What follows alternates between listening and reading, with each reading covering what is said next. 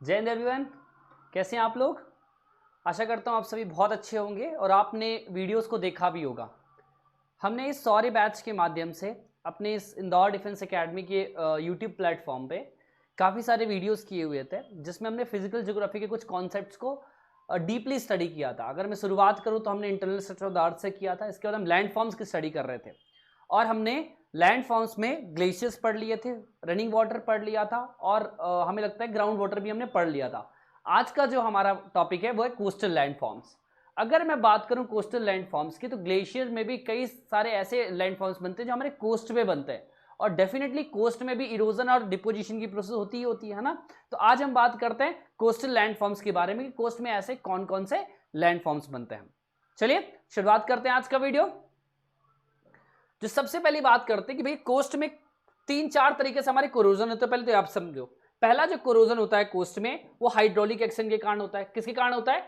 Hydraulic action. अब होगा क्या कि वाटर आएगा और हमारे कोस्ट पे बार बार आके टकराएगा, जिसके कारण क्या होगा, कई सारे जो रॉक्स होंगे, हार्ड रॉक का तो कुछ नहीं बिगड़ने वाला, लेकिन जो सॉफ्ट रॉक होगी after the period of time क्या होगी, सॉफ्ट रॉक हमारी डिसॉल्व हो जाएगी वाटर में और क्या बन जाएगा, वहां पे एक इरोडेड पार्टिकल बन जाएगा, इरोजन हो जाएगा। किसके कारण? हाइड्रोलिक एक्शन के कारण।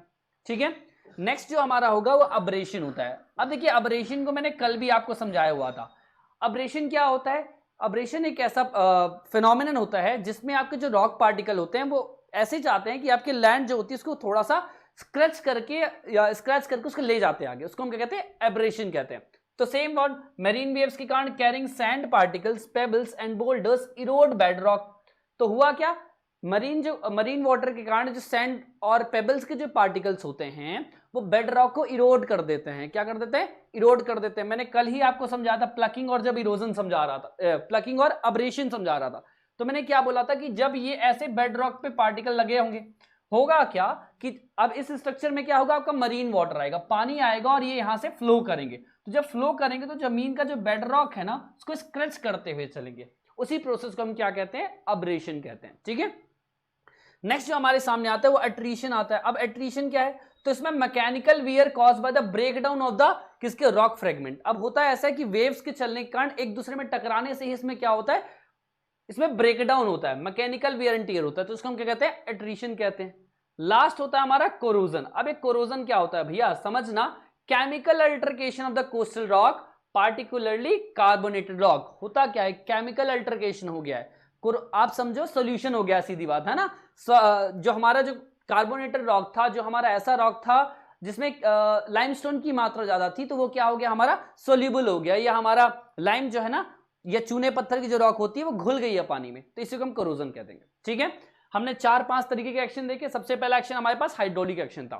अब अगर मैं हाइड्रोलिक एक्शन की बात करूं, हाइड्रोलिक एक्शन में हमने क्या देखा कि पानी आता है कोस्ट में और कोस्ट को बार बार इंपैक्ट करता है, तो पहला वो एक्शन हो गया।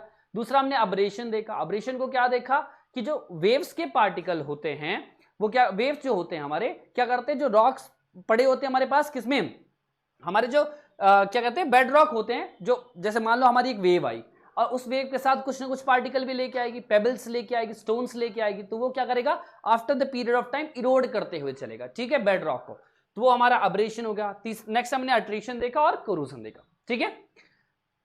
अब हम बात करते हैं इसके स्ट्रक्चर्स की। तो सबसे पहला देखो, सबसे पहले तो हमारे पास 2 तरीके के कोस्ट होते हैं। एक जो कोस्ट होता है हमारे पास वो हाई रॉकी कोस्ट होता है। जैसे कि अगर वेस्टर्न कोस्ट की बात करें, अगर मैं भारत में बात करूं तो अपने वेस्टर्न 2 कोस्ट हैं, एक तो वेस्टर्न कोस्टल एरियाज और ईस्टर्न कोस्टल एरियाज। अगर मैं वेस्टर्न कोस्टल एरिया की बात करूं तो ये पूरा एरिया ऐसा है जो हाई रॉक या हाई माउंटेनियस रीजन है, जबकि ईस्टर्न रीजन जो है उसका जो एंगल ऑफ एलिवेशन थोड़ा कम है ना। तो ध्यान रखना, ऐसे रॉक सिस्टम या हाई रॉकी कोस्ट क्या होते हैं, या वेस्टर्न कोस्ट ऑफ इंडिया की अगर मैं बात करूं तो इसमें एक इरोजनल फीचर डोमिनेट करता है। क्या डोमिनेट करता है? इरोजनल फीचर डोमिनेट करता है। अगर आपसे पूछे कि भैया यूपीएससी पूछ रहा है कि अगर हाई रॉकी कोस्ट है तो कौन सा फीचर डोमिनेट करेगा, तो आप बोलना सर इरोजनल फीचर डोमिनेट करेगा। क्या डोमिनेट करेगा? इरोजनल फीचर डोमिनेट करता है इसमें। ठीक है। तो होता क्या है कि ये हाईली इरेगुलर हो जाते हैं इरोजन होने के कारण। अब देखो, इरोजन हर जगह पे बराबर नहीं हो सकता ना, हो सकता है कि आपके जो हार्ड रॉक हो या सॉफ्ट रॉक हो उसके बीच में कोई ना कोई लेयर बनी हो, तो इसके कारण क्या होता है, ये हाईली क्या होता है, इरेगुलर शेप में होता है। जैसे कि आप इस कोस्ट को देख रहे हो ना, इरेगुलर शेप में, इसका रेगुलर शेप नहीं है। ठीक है। वहीं अगर मैं दूसरी बात करूं तो लो सेडिमेंट्री कोस्ट की बात करते हैं। अगर मैं लो सेडिमेंट्री कोस्ट की बात करूं या ईस्टर्न कोस्ट ऑफ इंडिया की बात करूं तो इसमें होगा क्या, इसमें आप देखोगे कि डिपोजिशनल फीचर्स में ज्यादा वर्क करेगा। इस एरियाज में आपको ज्यादातर डेल्टास वगैरह का डेल्टास वगैरह देखने मिल जाएंगे, है ना। हम आखिरी में इस जगह पे क्या देखेंगे, डेल्टास का डिपोजिशन होगा, जो भी हमारा इरोड हो क्या है पार्टिकल कहीं से, वो आके यहाँ पे डिपॉजिट होता रहेगा, ठीक है। और लो लाइंग एरियाज पे, लो लाइंग कोस्ट पे ये हमको देखने को मिलता है। क्लियर है। चलिए आगे हम बात करते हैं कोस्टल इरोजनल लैंडफॉर्म की। तो सबसे पहला जो हमारे पास इरोजनल लैंडफॉर्म आता है वो क्या आता है, केप और बे आते हैं। केप्स क्या होते हैं या बेज क्या होते हैं, पहले तो आप ये समझिए भैया। अगर मैं कोस्ट पे देखूं, या ये हमारा क्या है, ये हमारा एक बे या केप है, ठीक है। आप क्या समझोगे कि बार बार क्या हुआ, हमारा यहां पे पानी आके टकराता गया, जिसके कारण क्या हुआ, यहां की जो रॉक थी घुल गई। क्या हो गई, रॉक घुल गई और एक ऐसा स्ट्रक्चर बन गया जो केप या बे का स्ट्रक्चर बना देता है, ठीक है। इसमें क्या लिखा हुआ है, on exposed coast the continual action of waves on rocks of varying resistance cause the coast line to be eroded irregularly. क्या बोला कि कंटिन्यूअस एक्शन हो रहा है पानी का। हमने देखा कि जो ओपन कोस्ट होते हैं वहां पे पानी या लहरें आके बार बार टकराते रहती हैं, जिसके कारण इरेगुलर इरोजन होता है और हमारे पास फॉर्मेशन किसका होता है, केप्स एंड बेज का, ठीक है। अगर मैं बात करूं, capes and bays are particularly pronounced where hard rock like granite and limestone occur in altercation band with a softer rock। लिखा भी है भाई कि केप्स एंड बे हम कहां प्रोनाउंस करेंगे भैया, ऐसे एरिया पे जहां पे हमारे पास ग्रेनाइट की जो रॉक होगी और जो हार्ड रॉक, मतलब हार्ड रॉक और जो सॉफ्ट रॉक होगी वो क्या होगी, अल्टरकेशन में होगी, मतलब एक के बाद एक लगी होगी, तो वहां पे हम केप्स एंड बेज का अनाउंसमेंट करते हैं, ठीक है। Next, softer rock are worn back into the inlets, coves or a base and the harder ones persist on the as the headland or capes, ठीक है। तो बाकी जो क्या लिखा है कि जो सॉफ्ट रॉक होती है वो बे का फॉर्मेशन कर देती है, बाकी हमारे पास केप्स बन जाते हैं, ठीक है। चलिए आगे, नेक्स्ट जो हमारे पास आता है वेव क्लिफ। अब देखो सेम चीजें हैं, हुआ क्या है इस क्लिफ में, ये हुआ ऐसा है कि वेव ने क्या कर दिया, यहां आके बार बार टक्कर मारी है, क्या करी, यहां अंदर आके बार बार टक्कर मारी है, तो इस पूरे क्लिफ में ऐसा पार्टिकल बन गया है, जो ऊपर का जो पार्ट है ना, जो हार्ड रॉक का जो पार्ट था हमारा वो बच गया है, जो सॉफ्ट रॉक है वो पूरा घुल गया है, और फॉर्मेशन किसका हो गया है, वेव कट क्लिफ्स का। किसका, कौन से क्लिफ है ये, वेव कट क्लिफ्स का फॉर्मेशन हो गया, ठीक है। चलिए लिखा भी वही होगा, क्या बोलता है कि wave break forcefully against the rocky coast forming cliffs. Next, constant wave impact cause cliff to recede, creating wave cut platform where eroded material is deposited। अब ये वेव कट प्लेटफॉर्म बना देते हैं, जिसके बाद क्या होता है, यहाँ पे जो इरोडेड मटेरियल हमारा आके नीचे आके डिपॉजिट हो जाता है, ठीक है। तो समझना, बात वही लिखी हुई है कि हमारी वेव के इंपैक्ट के कारण, कंटिन्यूअस वेव के इंपैक्ट के कारण ऐसा जो रॉक रहा है, जो हमारा सॉफ्टर रॉक था वो इरोड हो गया, ठीक है, और फॉर्मेशन किसका कर दिया, वेव कट क्लिफ का, जैसे आपको स्ट्रक्चर में दिख रहा है, ठीक है। नेक्स्ट हमारे पास है वेव कट टेरेसेस। उसी का एक, मान लो उसी का एक तरीका ही है, आप ये समझो, या flat platform made of rock debris at the base of the Cliff. Cliff के नीचे आप एक फ्लैट प्लेटफॉर्म देखते हो, उसी को क्या कहते हो, elevated above an average wave height. Wave cut cliffs and terraces are the major landform where erosion is the dominant process.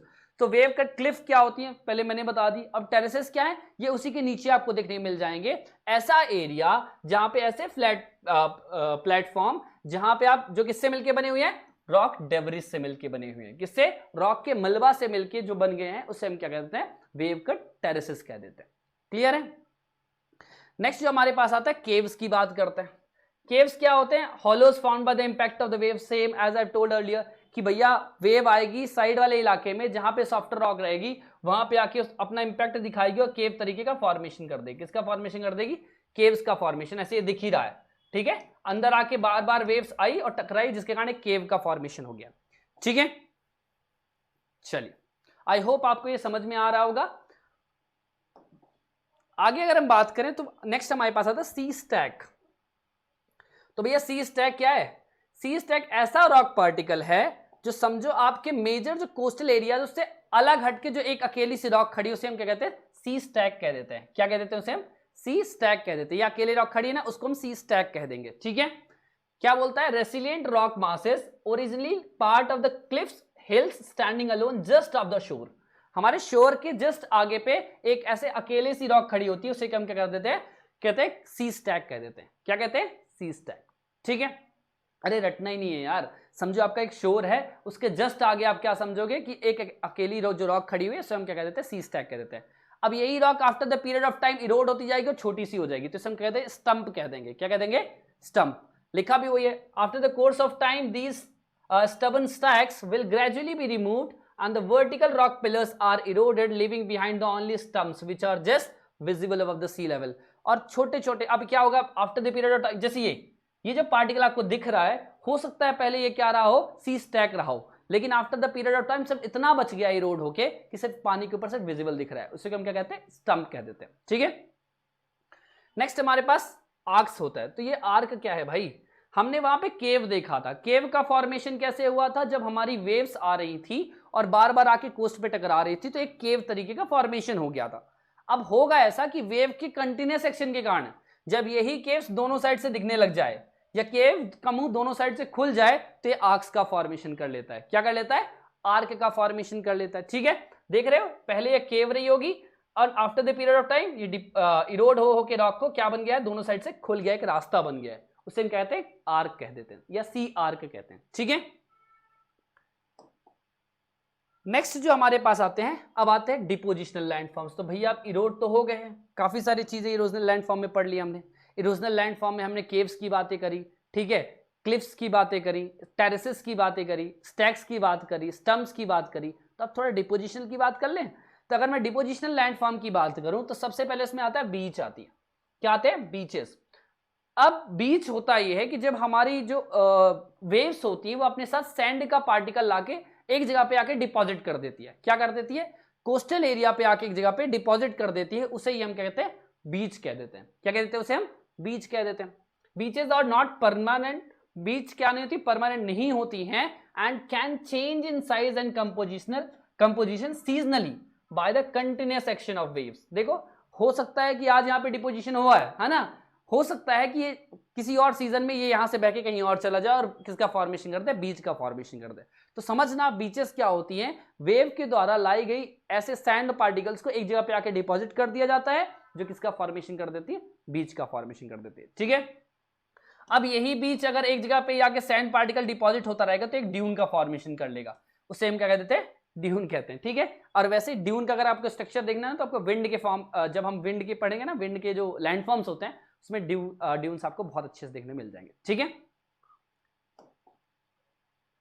Next structure जो हमारे सामने आता है वो है ऑफशोर बार। अब देखो, बार भी दो तीन तरीके की होती है। जब मैं आपको आइलैंड्स पढ़ा रहा था उस समय मैं आपको बार्स और रिजेस के बारे में थोड़ा सा बताया था। ठीक है, अब सबसे पहली बात जो थी, ऑफशोर बार क्या होती है, तो समझना। पहली बात तो ये पहला एक ऐसा एरिया है या सेडिमेंट का एक पहला डिपोजिशन है जहां से आपको जो वेव आती है उसको पहला बैरियर फेस करना पड़ता है। ये ऐसा बैरियर है जो आपके कोस्टल एरिया पे नहीं है, बाकी उसके जस्ट आगे आके इसका डिपोजिशन हो गया है, इससे हम कहते हैं ऑफशोर बार कह देते हैं। क्या कहते हैं? ऑफशोर बार कह देते हैं। जब यही बार में after the period of time जब एक ही जगह पे डिपोजिशन होने लगे और डिपॉजिट होके ये बाहर निकल के आ जाए, इसी को हम बैरियर बार भी कह देते हैं।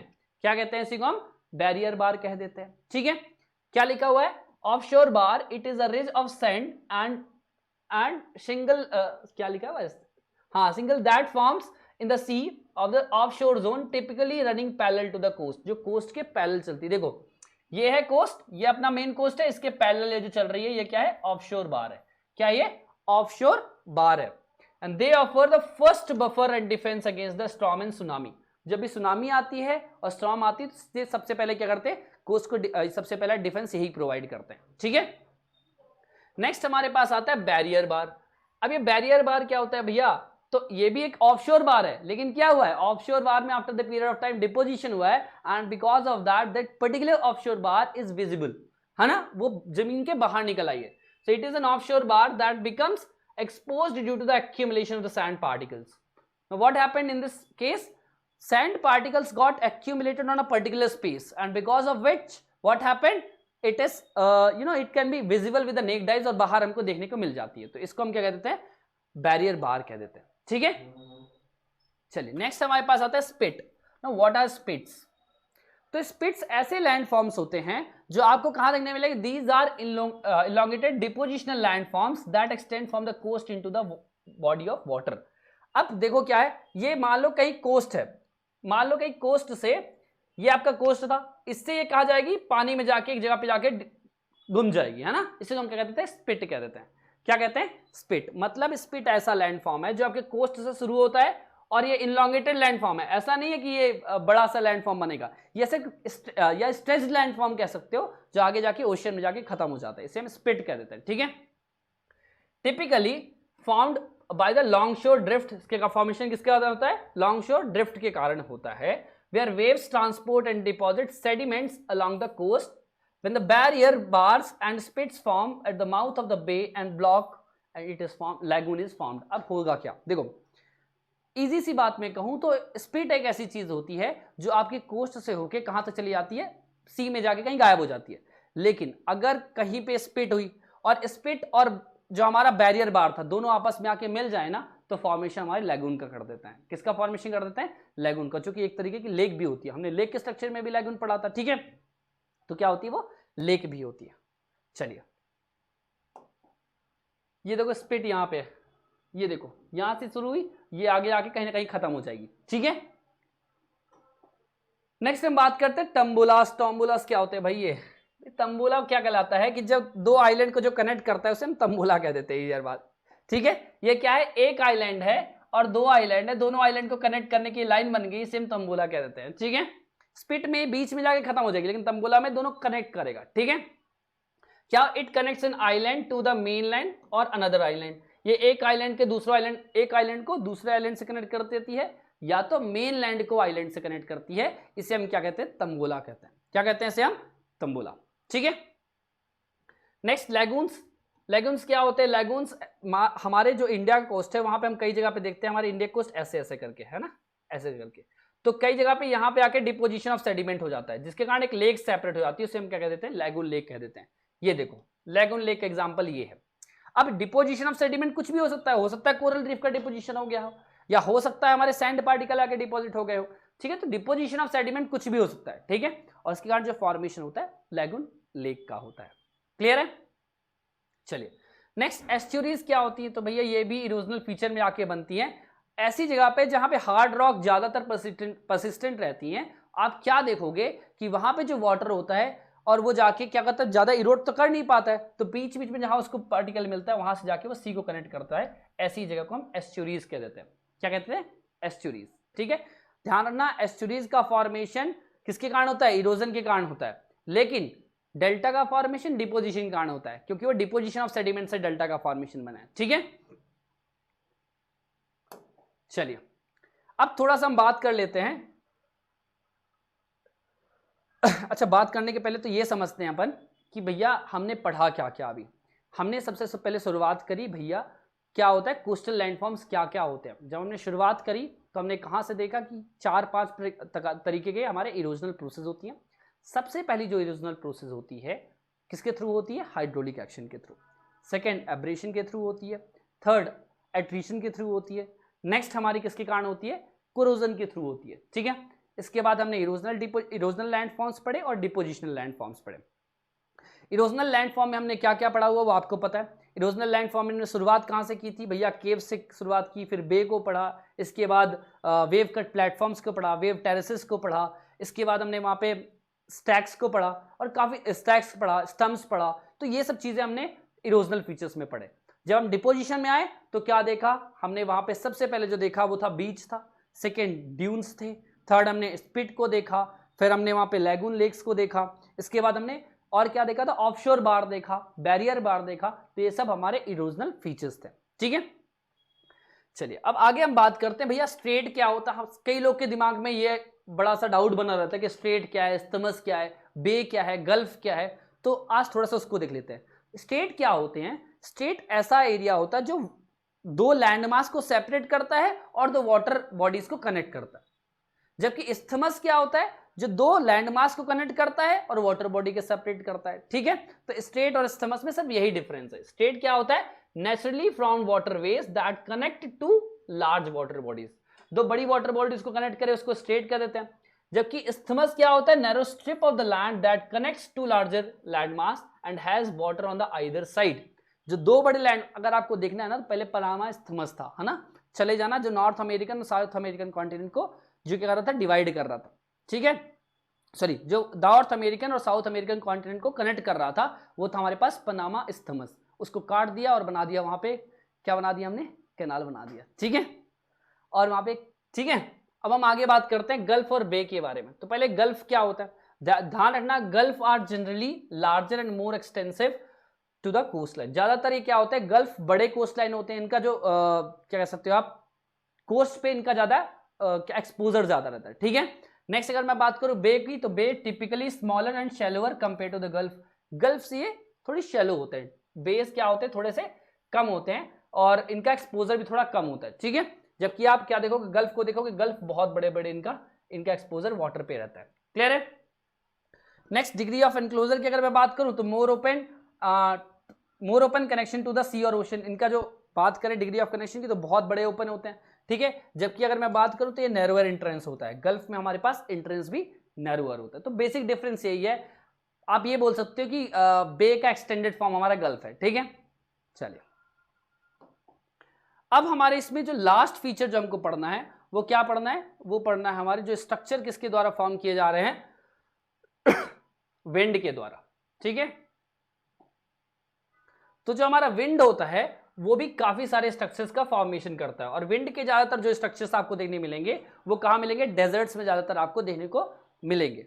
इसमें सबसे पहले जो प्रोसेस होती है वो डिफ्लेशन की प्रोसेस होती है। इसमें क्या होता है कि एक जगह से डस्ट पार्टिकल को उठा के दूसरी जगह पे रख दिया जाता है, ठीक है, जिसके कारण एक जगह पे हॉलोज बन जाता है जबकि दूसरी जगह पे ड्यून्स का फॉर्मेशन हो जाता है, ठीक है। तो हमें पहले ये ध्यान रखना। अब हम शुरुआत करते हैं सीधे इसके इरोजनल लैंडफॉर्म से। जो डेजर्ट का जो इरोजनल लैंडफॉर्म है उसमें सबसे पहला जो लैंडफॉर्म है पेडिमेंट होता है। पेडिमेंट्स या पेडी प्लेन्स होते हैं। अब ये पेडिमेंट्स होते क्या क्या है, तो आप जब डेजर्ट को देखोगे तो डेजर्ट में भी छोटे छोटे आपको माउंटेन दिखेंगे, ठीक है, और उसके जस्ट नीचे वाले पार्टिकल में आपको ऐसा रॉक का ऐसा पार्टिकल दिखेगा जो एक एलिवेशन क्रिएट कर रहा होगा, उसी को हम पेडिमेंट कहते हैं। क्या कहते हैं, पेडिमेंट। लेकिन over the period of time ये क्या होगा, ये पेडिमेंट भी एकदम साफ हो जाएगा और फॉर्मेशन किसका कर देगा, पेडी प्लेन्स का फॉर्मेशन कर देगा, ठीक है। तो ध्यान रखना क्या है भैया, सबसे पहले पेडिमेंट्स क्या होते हैं, pediments are gently inclined rocky surfaces. क्या होते हैं, ये मान लीजिए ये पहाड़ था और ये पहाड़ के पास ही ऐसे इंक्लाइंड रॉकी सरफेस है, इसी को हम क्या कह देंगे, पेडिमेंट्स कह देंगे। अब over the period of time क्या होगा, इसमें बार बार विंड क्या आएगी और टकराएगी जिसके कारण इरोजन होगा और after the period of time ये भी साफ हो जाएगा और पेडी प्लेन्स का फॉर्मेशन हो जाएगा, क्लियर है।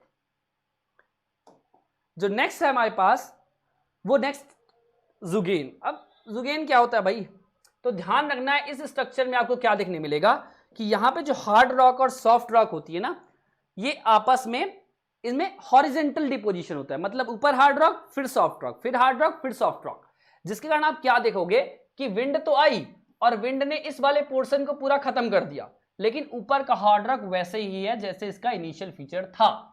समझ में, इसको कहते हैं जुगेन कह देते हैं।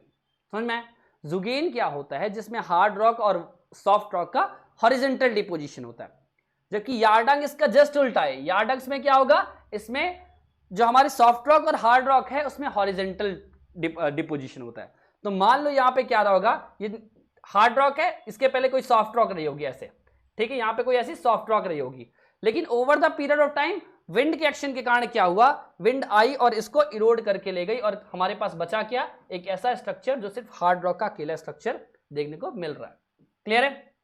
आई होप समझ में आ गया जुगेन क्या है और यार्डंग क्या है। ध्यान रखना जुगेन में सिर्फ वर्टिकल डिपोजिशन है और यार्डंग में हॉरिजॉन्टल डिपोजिशन है सॉफ्ट एंड हार्ड रॉक का, ठीक है। नेक्स्ट हमारे पास प्लायाज आते हैं भाई। क्या है प्लायाज, ध्यान रखना ये क्या है, तो जो आपके डेजर्ट में जब जाते हो ना, डेजर्ट में कुछ ऐसे एरियाज होते हैं जहां से हमारे विंड ने क्या कर दिया है, इरोजन कर दिया और उसका शैलो डिप्रेशन बन गया है।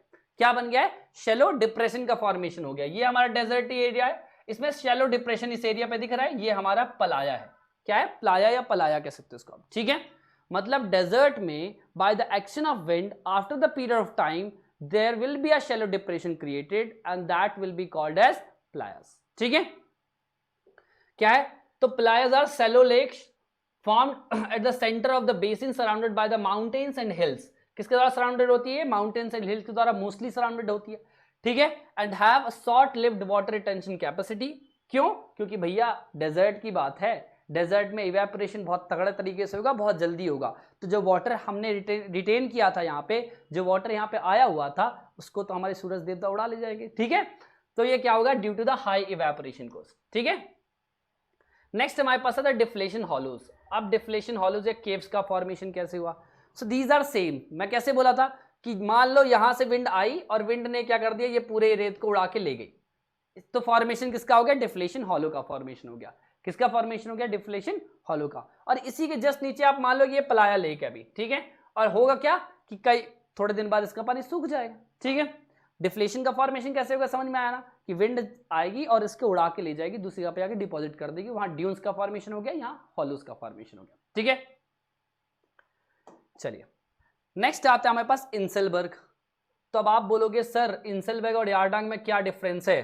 तो डिफरेंस ये है कि हमारा जो इंसेलबर्ग होता है इसका जो राउंडेड टॉप होता है, पहली बात तो, और दूसरी बात इसका जो स्टीप स्लोप्स होते हैं, स्लोप इसके क्या होते हैं? स्टीप स्लोप और राउंडेड टॉप से जो मिलके बना होता है उसे हम इंसेलबर्ग कहते हैं।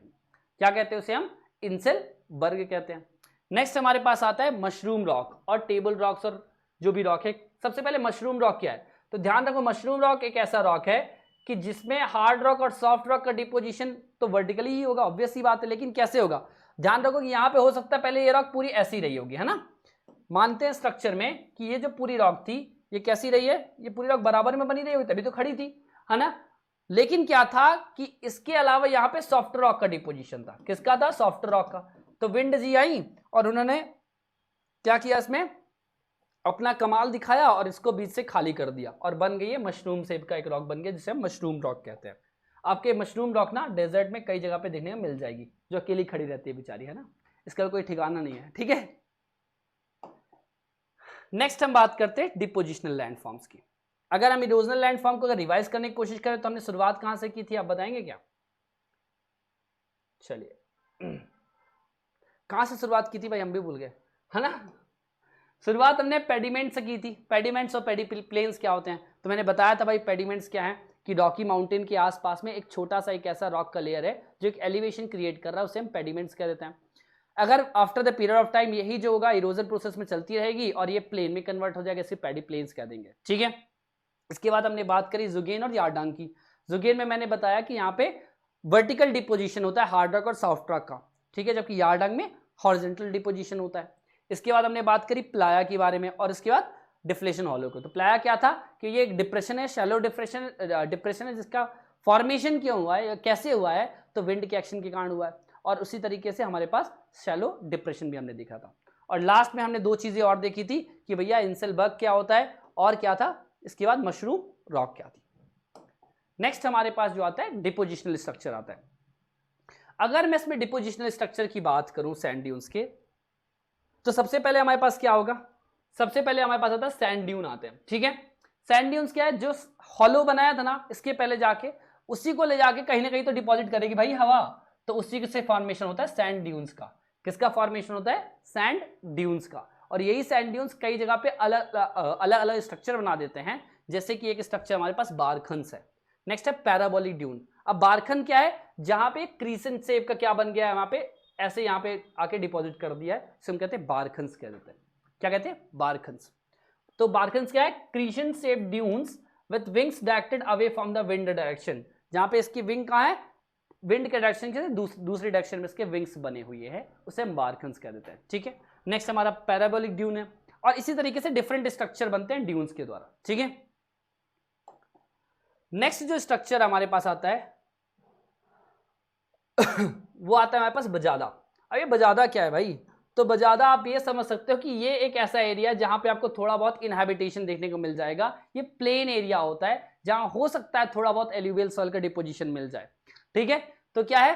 सो depositional plains with a moderate slope. इसका स्लोप क्या होता है? थोड़ा मॉडरेट सा स्लोप होता है इसमें। ठीक है, slope that are situated between playa and pediments. Pediments और पलाया के बीच में इसका ये सिचुएटेड होती है। तो मैंने पहले बताया था पेडिमेंट्स क्या है? ये रॉक पार्टिकल, ये बड़ा माउंटेन है, उसके पहले ये है पलाया, और हमारे पास पलाया बोल रहा हूं, पेडिमेंट्स है। अब पेडिमेंट के बाद यहाँ पे क्या होगा? यहाँ पे प्लेन एरिया होगा जो डिपोजिशन से बना होगा। ठीक है, तो यही हमारे पास क्या है, बजादा है। और इसके जस्ट नीचे एक स्ट्रक्चर बना होगा जहाँ पे शैलो डिप्रेशन होगा। क्या होगा, शैलो डिप्रेशन, और उसे हम क्या कह देंगे, शैलो डिप्रेशन को क्या कहते हैं, हम प्लाया कह देते हैं। ठीक है, तो हमारे पास हमने शुरुआत कहाँ से की थी लैंड फॉर्म में, शुरुआत हमने रनिंग वाटर से की थी, फिर हमने ग्राउंड वाटर के बारे में पढ़ा था, थोड़ा बहुत स्टडी की थी। इसके बाद हमने कोस्टल इसके बाद हमने ग्राउंड वाटर के बाद हमने ग्लेशियर्स को पढ़ा था। इसके बाद अगर मैं बोलूँ तो हमने पढ़ा किसको, आज किसको पढ़ा है, शुरुआत हमने आज की थी अपने कोस्टल स्ट्रक्चर से, और आखिरी में हमने किसको पढ़ा, ये हमारे विंड के स्ट्रक्चर होते हैं। तो ये 5 स्ट्रक्चर्स है, और ये यूपीएससी, अगर मैं सीडीएस और एनडीए की बात करूं तो इसमें एक ना एक क्वेश्चन पक्का फंसता है, या तो सीडीएस में फंसेगा या एनडीए में फंसेगा। तो आई होप आपने तीनों वीडियोस को बड़े अच्छे से देखा होगा। जो भी डाउट आते हैं आप कमेंट सेक्शन पर लिख सकते हो, या फिर आप कॉपी बना के यहाँ पे अगर कोचिंग स्टूडेंट हो तो आप कॉपी बना के ला भी सकते हो। हम उसके जो भी डाउट्स हैं हम उसको क्लैरिफाई करने की कोशिश करेंगे। आपको ये पीडीएफ आपके ग्रुप में मिल जाएगी, apart from that Telegram channel है, उस पर भी आपको ये पीडीएफ मिल जाएगी। ठीक है, तो आई होप आपको वीडियोस पसंद आ रहे होंगे, आप वीडियोस देख रहे होंगे। मिलते हैं अगले वीडियोस में कुछ नए टॉपिक के साथ, हो सकता है एटमॉस्फेयर पढ़े या कोई नया टॉपिक लेके आएंगे जो करंट में चल रहा है। ठीक है, तब तक के लिए थैंक यू, जय हिंद।